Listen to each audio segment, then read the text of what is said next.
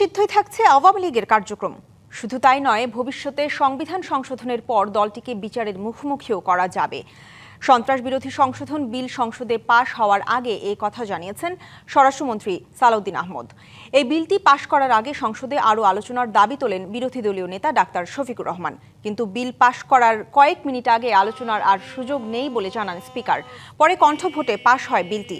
এর আগে সরকারের অর্থপ্রাপ্তি ও ব্যয়ের ক্ষেত্রে স্বচ্ছতা ও জবাবদিহিতা নিশ্চিতে সরকারি হিসাব নিরীক্ষা বিল সংসদে পাশ হয়।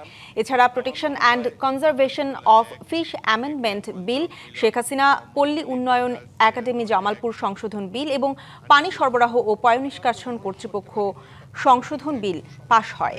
সমস্যা হলো এটা ছোট মাছ বড় মাছ, ও যার প্রয়োজন ওইটা সে নেয়।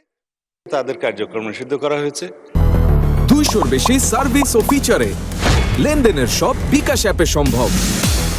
সন্ত্রাস বিরোধী আইনে এবং অ্যাকর্ডিংলি সেটা নির্বাচন কমিশনে তাদের রেজিস্ট্রেশনটাও সাসপেন্ডেড হয়ে আছে এবং এখানে এই আইনের অনুবলে পরবর্তীতে আর্টিকেল 47 অনুসারে সংবিধানের আইসিটি অ্যাক্টেও পরিবর্তন এনে সংগঠনের বিচারের জন্য সেই আইনটাও সংশোধন করা হয়েছে।